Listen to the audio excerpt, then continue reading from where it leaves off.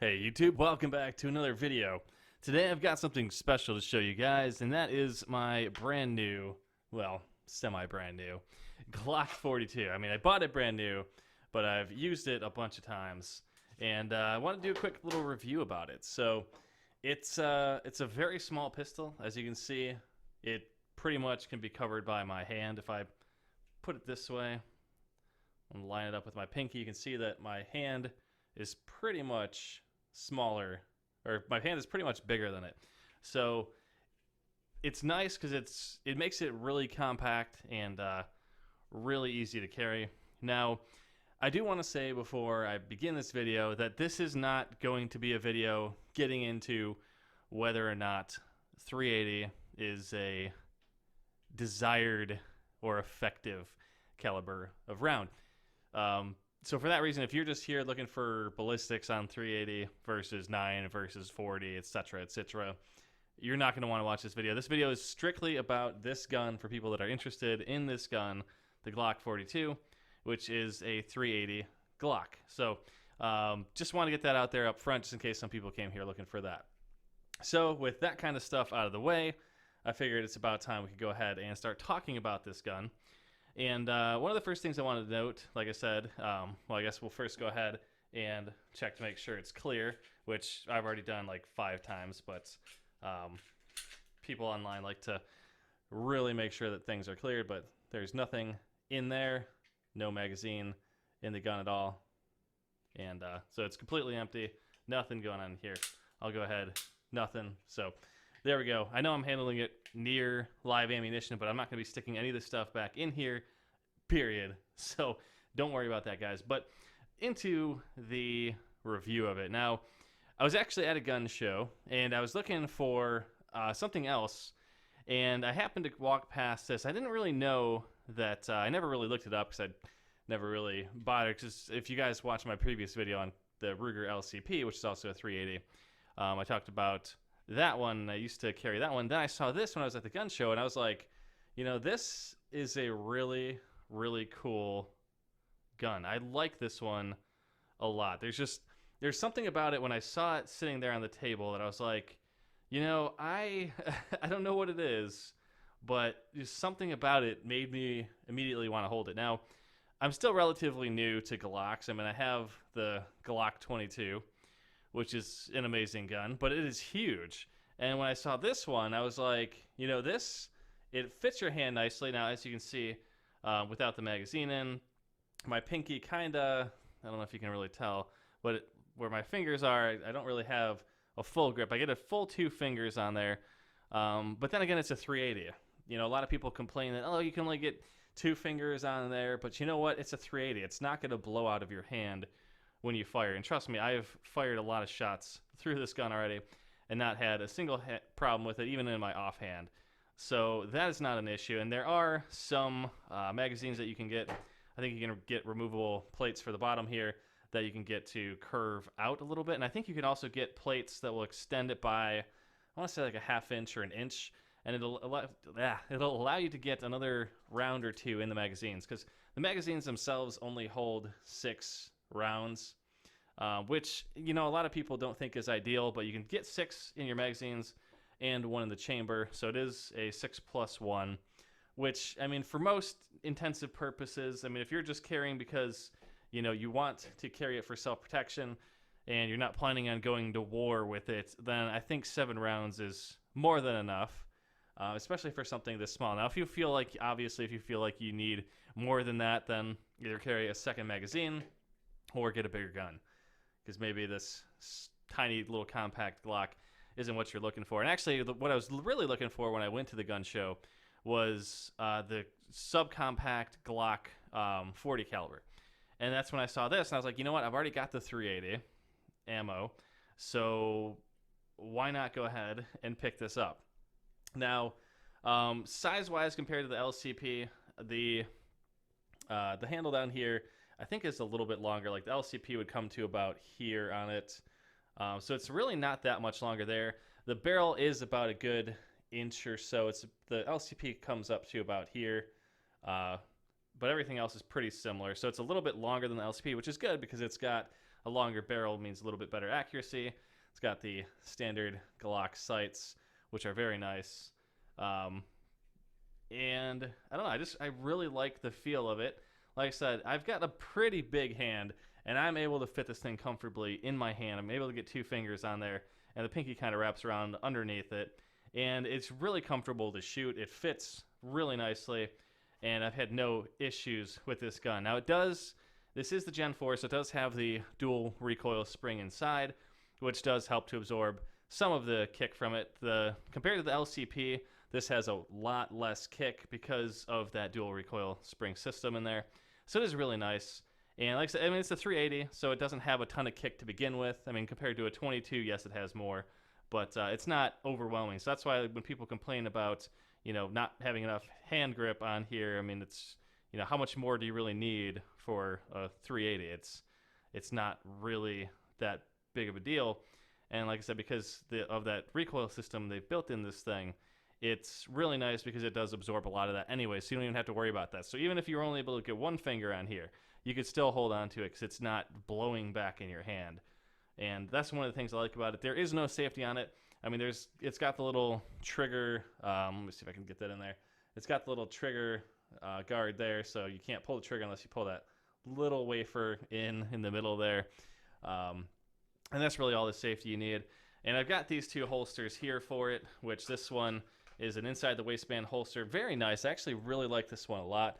Basically, it just slips right in like that, and then you can stick it inside your pants and it clips on your belt. And this clip holds really, really well. I have not had any issues with this thing at all. And it just feels really nice. It's not bulky. It's not huge. It fits it perfectly. I'll put a link to the holster here in the description if I can remember to do that. But that is that one. Then I've got this one here, which is a pocket carry holster. Basically, this one is a who's this one? This is DeSantis. Yeah, so this is a DeSantis holster. It fits, as you can see, really nicely. It protects the trigger, which is the most important thing when carrying it in your pocket. And then it's also got the little bump out here to kind of give it more of like a square kind of profile when it's in your pocket, so it doesn't really look like it's a gun. But I've carried this one a lot already. It feels really nice inside the pocket. I mean, it does take up a majority of the pocket, but I'm still able to squeeze my smartphone in front of it inside my pocket, so it does fit nicely. And like I said, I love the inside the waistband holster as well for when I'm wearing baggier shirts. So both of those are very nice. You could get other styles, but these are the 2 that I preferred. And like I said, I like both of them. They feel great because that was one of the things I wanted, is something that I could carry on a daily basis that's not bulky. And that's why I love my Glock 22, but that thing is huge. And that's why when I saw this, I mean, I've had nothing but great experiences with my first Glock. So I figured, you know what, why not add another one to the family? And I picked this up, and I absolutely love it. It's a beautiful gun. So enough about just like that kind of stuff. I mean, it does have the Gen 4 grip on there. I don't know if that'll focus in or not. I don't know. You can kind of see it, but it's got that, and it's really easy to disassemble and clean. I'll show that in a separate video. But as far as shooting and accuracy goes, I mean, it is a 380 and it is a shorter barrel, so it's not going to get any marksmanship awards.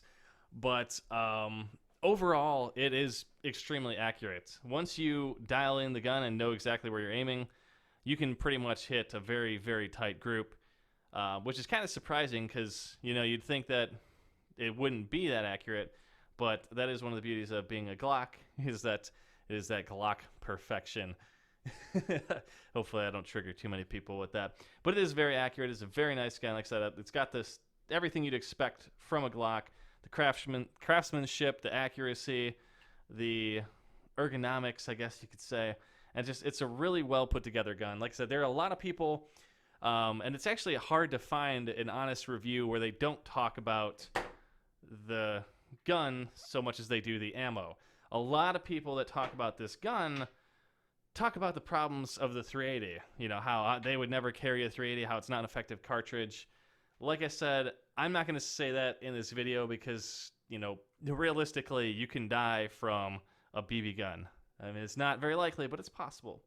So when it comes to bullets, a bullet getting fired from a gun is the same no matter what gun it's coming from. They are all potentially lethal. So I'm not going to get into that debate, but that's why I decided to go with this one, mainly because I've had the ammo already. And that is something else that I wanted to talk about, was the ammunition for it. Now, there were a few videos that I watched that people were saying they had a lot of problems with ammo. And I don't know if that was just something early on with these guns. This is a relatively new one.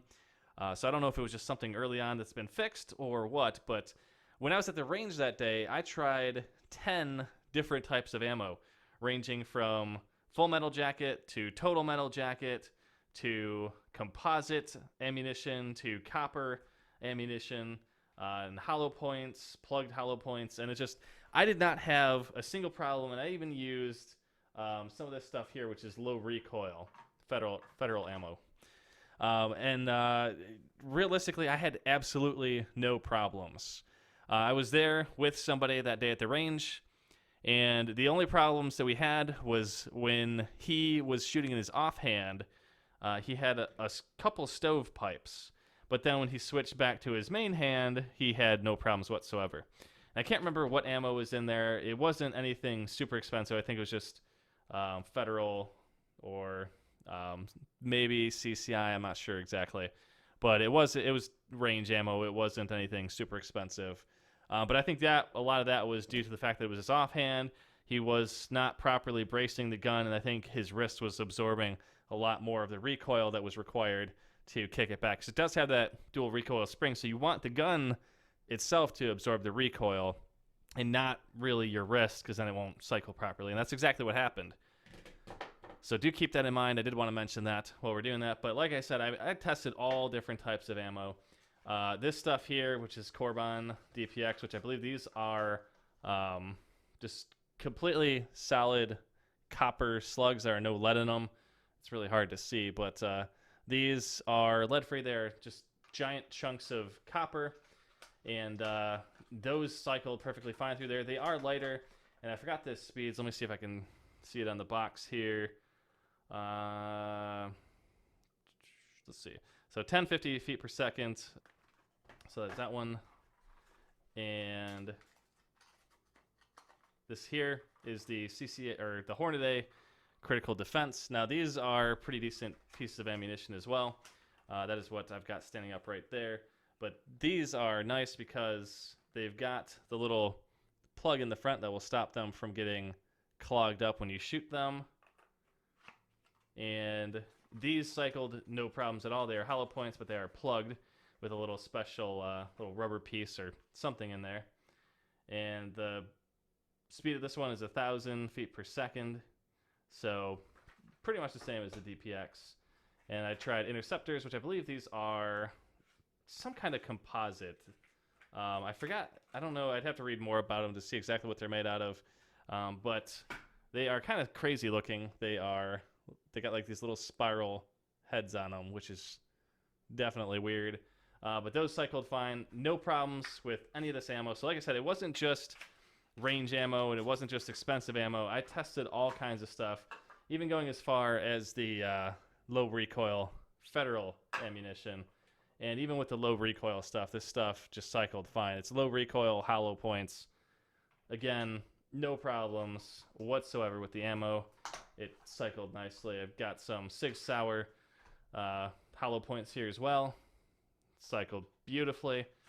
I mean, I would expect all this stuff to cycle nicely because it is more expensive ammo. But even going with some of the more bulk stuff like the Federal Champion or the Federal American Eagle, this stuff all cycled fine. I had a few other brands with me as well, some Fiocchi and some others, and they all went through the gun just fine. So like I said, no problems with ammunition. And that was one of the things I was concerned about because there were so many people talking in their reviews about how their gun was really finicky with different types of ammo.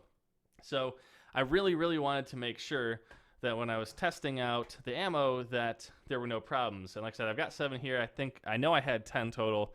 I might have even had more than that. But like I said, no problems at all. Everything worked beautifully. The only problems we had was the one person was shooting their offhand, and they were just absorbing too much of the recoil with their hand rather than letting the gun do it. So Like I said, once we switched back to the main hand, it was functioned fine, even with the same ammo, without chambering or without swapping magazines or adding, removing ammo or anything like that. So, like I said, overall, beautiful experience with it. This was the. I really didn't do much research before I bought it, which can sometimes be a bad thing. But then again, with Glock, I have not heard of or really seen any major issues with it. Like I said, maybe if it first came out, they had some small flaws with it. But overall, I don't know. There's nothing I could find wrong with this gun. It fits nicely. It conceals nicely. It shoots beautifully. It's very accurate. And I really like it. It feels sturdy. And it's an all-around great gun. So, like I said, I am not going to get into 380s versus 9 versus 40 versus 45 versus 22, 25, and whatever calibers you want to throw around out there. I'm not going to get into that. I trust the 380 caliber. It is a very popular caliber. I really don't care what's going on. If you have to use something to defend your life, anything is better than nothing. And realistically, I love this gun. I feel like this would definitely protect me if I needed it. And it comes with the 2 magazines, so you do get 2 6-round magazines. Like I said, they do make extensions for them. They're not from Glock, I don't think. They're from third-party sites, so I don't have any on my magazines just because I don't know if I'd fully trust them. I haven't done any testing with them, but I have seen some reviews on them that they do seem to work good. But like I said, it's little extensions for your magazines that allow you to get an extra round or 2 in here. So if I get those tried out, I'll definitely let you guys know. It might be a little while just because I don't know if I'd really trust carrying that for my everyday carry gun. But I don't know. I guess it'd be worth a shot. Get it? Yeah, so that is the gun. If you guys have any questions, I mean, I'm sure there's probably stuff that I skipped over. I'll do a cleaning video on it somewhat soon and get that up there. But I don't know. I just wanted to make this video. Hopefully this helped you guys. If you have any questions, let me know. Ask them in the comments below. And I will see you guys next time. Thank you for watching.